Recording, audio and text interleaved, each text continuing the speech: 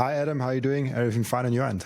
Good. Yeah. Nice day here in Iowa. So, can't complain too much for springtime in Iowa. How's it going today? Thanks for having me on. So great to have you on. For the people that don't know, maybe let's get started with who are you and why are you into Bitcoin? Yeah, I'm Adam Haynes, the founder and CEO of Simple Mining. Why am I into Bitcoin is maybe a little bit of a long story, but started the company 4 years ago. It was really born out of my first business, which was a retail cell phone repair business. Started that basically a year out of college. I dropped out and then opened my phone repair business and was expanding the cell phone repair business. And then during COVID, we kind of put our expansion plans on pause. And one of our employees was mining Bitcoin, and we started dabbling, doing some of the microsoldering repairs on some of the machines. I had heard of Bitcoin at that point in time, but never done, taking the time to do the research to really fully understand it. So kind of went down the rabbit hole, Bitcoin standard and all of that good stuff, and was very quickly orange pilled, right? And thought, what is a good way that I can accumulate more Bitcoin? And started exploring the mining. We were doing that in the back of one of our cell phone repair stores here in Iowa. It's a really good place to do this business. Iowa actually leads the country in wind power production from a percentage standpoint. So about 2/3 of the energy here in Iowa is renewable wind energy. So not a lot going on in Iowa besides cornfields and windmills, but it's a good place to mine Bitcoin. So started doing it a little bit in the back of our phone repair stores, and kind of explored some ways to do this at more of an industrial scale. Had some conversations with our local utility company. One thing led to another, and we started with 50 machines running down at our first facility in 2021, and we've continued to kind of scale and grow since that point in time. So now we have over 20,000 machines operating, over 60 megawatts across 7 different facilities in Iowa. And really our focus point is on offering a great hosted solution for machines and doing the repair services as well. That went quick from I run one or two machines in the back of the store to I have 20,000 machines up and running. Yeah, it's been a lot of fun. We saw an opportunity when we first started, first started the company, to come in and take all the principles that made us successful in the cell phone repair business and apply those to this industry, right? So it's very critical in this industry to make sure your machines have a high uptime, right? If your machine's not online, it's not producing any Bitcoin. So we've been very fortunate. We have a really great team. A lot of this is all the success I can point to a lot of our members on our team that have been really great at growing the business and building out the different things that we have to operate and execute at an extremely high level. First started the company. Our CTO, Lucas, actually came over from the cell phone repair stores. He's an absolute wizard. And from the very beginning, we noticed how critical that was in order to keep machines online, right? And he's been, paramount in building out our, back-end systems and processes and automations to ensure that we have a really, really high uptime with all of the equipment. So it's about the what did excite you about Bitcoin mining? Was it the electrical aspect that you could mine magic internet money over electricity, and or is it the thing that you can get additional return of investment on top of your Bitcoin and build a business around that? Yeah. I think especially when we first got started, the prospect of being able to sort of accumulate Bitcoin at a discount to the spot price was very, very intriguing. So, and then just naturally being here in Iowa, where there's a really good opportunity to do this business, things kind of just came together, naturally, I would say. So, very optimistic and bullish long term about Bitcoin, full on Bitcoin maxi. And, we just saw a really good opportunity to set up this facility and, be able to generate Bitcoin at a discount to spot. Really interesting.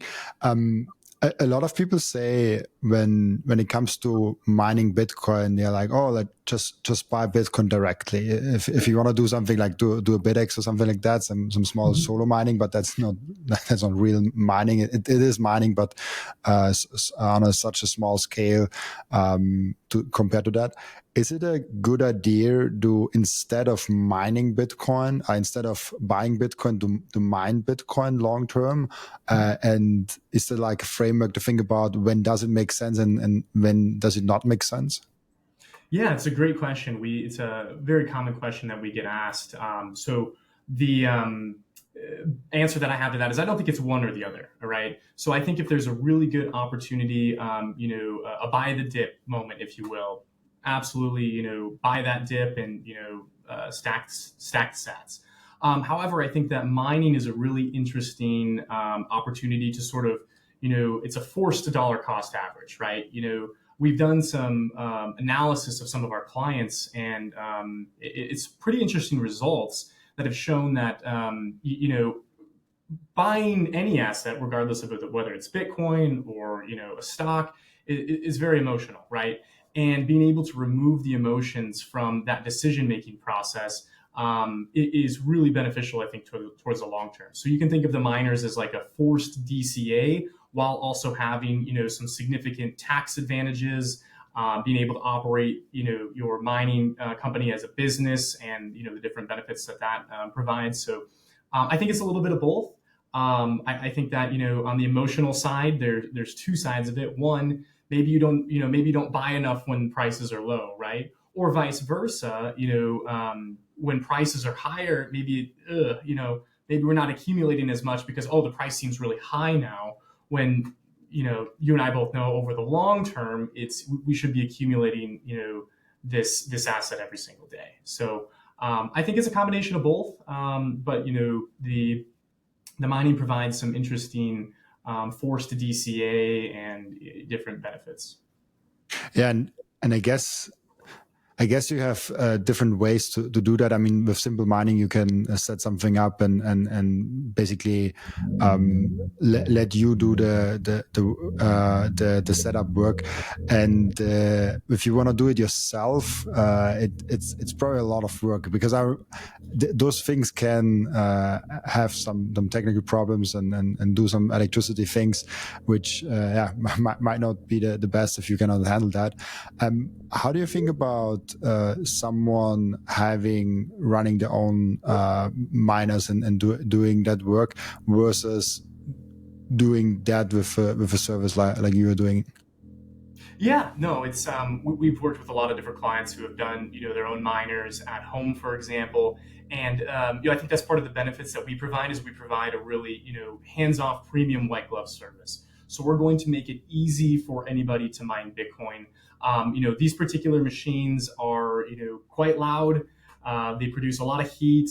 The cost of electricity in the United States, average residential cost of electricity is about 16 cents per kilowatt hour. So we're able to come in and provide all of these services as it relates to running the machines, maintaining them, doing the advanced micro soldering repairs, and operating this at a high level. We have the contracts with the utility companies to be able to go get that low cost of power, to be able to kind of offer an all-in-one solution. We have a dashboard where you can view all of your machines, so on and so forth, to just make it easy for anyone in the world to mine Bitcoin with us. Super interesting. You said Bitcoin Maxi. I'm just curious. Did you ever look into mining anything else? Like, did you ever look into shitcoin mining? Yeah, when we first got started, as we were just getting into it, we were mining Ethereum back in the day. That was a pretty short-lived situation. So yeah, since then our only focus has been on Bitcoin. So interesting. What did you bring back to Bitcoin when you did Ethereum? What did you bring? What got you back to Bitcoin only?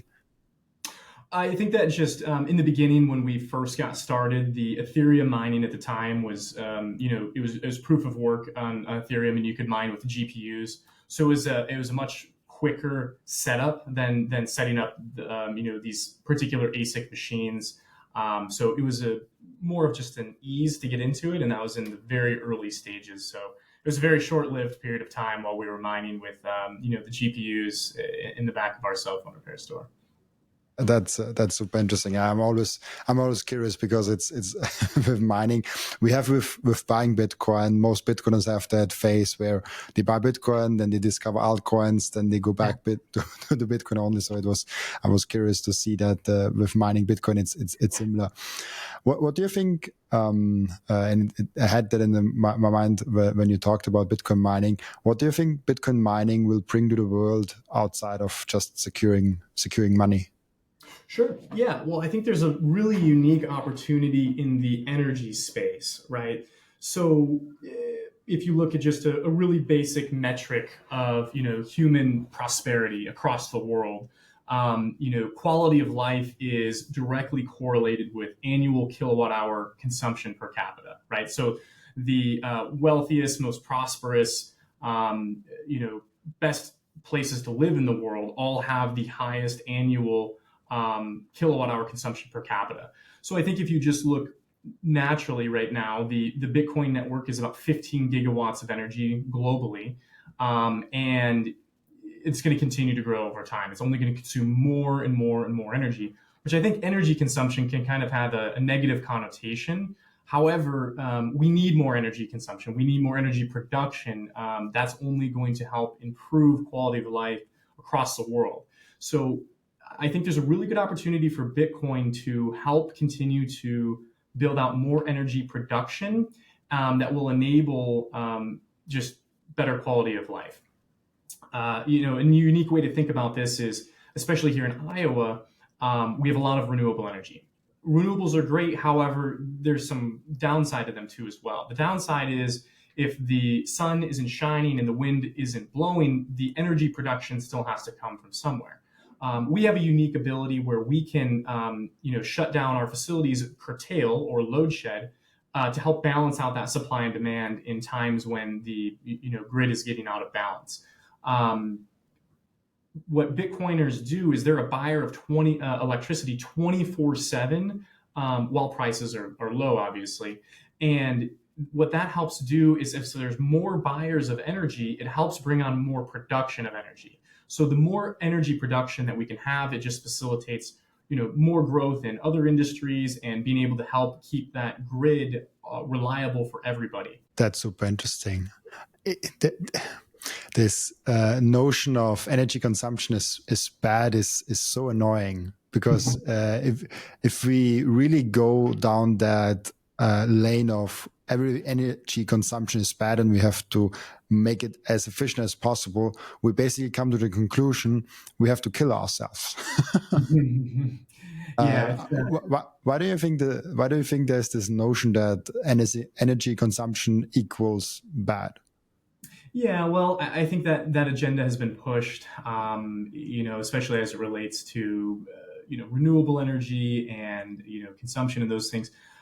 It definitely has a negative connotation associated with it. However, if you just purely look at the data, we can see that the more energy that we consume, the better off society is, right? And I want to continue trying to, spread that word because more energy consumption, more energy production is what everybody needs. Everybody, there's a lot of people out there that like to, talk about, what energy should be used for what application. And this is a waste of energy. Why can't, Bitcoin just switch to proof of stake, so on and so forth. But at the same time, if there's no energy available to heat their home in the middle of winter, or to air condition their home in the middle of summer on a hot day, they're not going to care where the energy comes from, what the source of production is. They're just going to want access to that energy. And Bitcoin will help enable a more robust system to be able to deliver that energy over time. Yeah, it's what I'm curious, what do you actually say? You probably get that a lot. What do you say to people that tell you, oh, like Bitcoin mining is so bad for the environment? Or is it slowly coming down that people don't say it anymore? Yeah, the conversations are certainly getting a lot better, over the last couple of years. I think, again, just it's a lot about education. What we really try and do with Simple Mining is educate on all aspects of Bitcoin and mining. everything from really, really basic information all the way to, the technical nitty gritty. So that conversation is, I think, just a misinterpretation of the reality of how, energy is being produced and used. Bitcoin miners are, if you look at the natural supply and demand, we're very incentivized to use very low cost of energy, which is going to be a situation where there's sufficient supply, right? If there's not sufficient supply or there's extremely high demand, Bitcoin miners are going to be the first to, shut down and give that energy back, basically. So it's just I think it's a misconception that Bitcoin miners are taking energy away from potential uses, when really Bitcoin miners are using excess energy, energy that would not have been consumed otherwise in most instances. So in a way, Bitcoin mining is expanding the energy grid. Yeah, absolutely. The more consumption that Bitcoin miners can use over time, that's just going to lead to a more robust system where you could have more energy production and more, especially as it relates to a system that is reliant upon renewables and the intermittency of available supply. The more production you can bring on, especially as it relates to base load or even more renewables, it just helps be able to deliver power at all times. Even if you have twice as many windmills, and even if the wind is low, you're still going to have more production overall, even if the wind speed is low at that point in time. So now there's some nuances, some details there, but Bitcoin miners being able to buy all of that excess energy 24/7, and if you talk about a system globally that is 15 gigawatts currently, and as that continues to scale to 20, 25, 40, 50 gigawatts, that's a lot of energy where Bitcoin miners are going to go out and try and find that low cost of energy. And it's a great pair. It's interesting. One thing with Bitcoin, did you ever thought about also doing AI data centers? Because it's so so popular right now with AI. Is that something that you have looked into? Yeah. So I have a few thoughts on AI. AI has certainly been the hype for the last couple of months, and I think it's no doubt that AI is going to be very, very impactful, very deflationary as it relates to providing different services to society. However, I think that the industry as a whole, and maybe the business case behind building and operating AI data centers, is still really, really early. And you have a lot of very, very large companies that have significant, the Mag 7 companies, for example, that have very large balance sheets, and they're willing to throw billions of dollars at the wall just to see what sticks. And I think if you look currently at the investment that's being made versus the future expected revenues on that investment, there's not a great business case at this point in time. I think over the course of the next 3, 5, and certainly 10 years, you'll see that evolve in really a good business case will probably present itself. But currently, we are not looking into any of the AI data centers. I think there's some really large companies that are working there, but my concern would be in the short to medium term viability of those businesses based upon the investment and then the expected revenue to support those investments. Interesting. Why do you think? What does AI like? Why is that like that with AI not being as profitable? Yeah, I think that certainly it's a long game, right? You could have could look at a company like Amazon that was losing money for many years, and obviously it's worked out great for them. But in the case of AI right now, it's certainly the long-term play that they will be able to figure out this business model over time, right? For example, OpenAI has a really unique product, ChatGPT. I use it on almost a daily basis currently, and they lost, I think somewhere in the range of $5 billion last year. And I think that they have a total investment in that company of about $20 billion with, very little, reoccurring revenue to show for that investment. So certainly it's on the long-term play. But as you have more and more of these competitors, enter the space with something related to AI, I'm of the opinion that it's kind of a race to zero as to who can offer what services and whatnot. You'll have some specialties in this and that, but if you look, for example, at like a Google search, for example, a Google search has practically a real world cost of zero in order to do that, to do that search. While it's significantly more currently for AI, and it will inevitably be a little bit more over time for AI, just with the compute involved. I think it's safe to say that it's hard to forecast where some of these companies could potentially have some significant revenues to support their current investment. Thank you for watching this video. This was only a snippet of the podcast. And if you want to watch the full episode and get all of the context of this episode, you can click right here or here. Oh, maybe also here.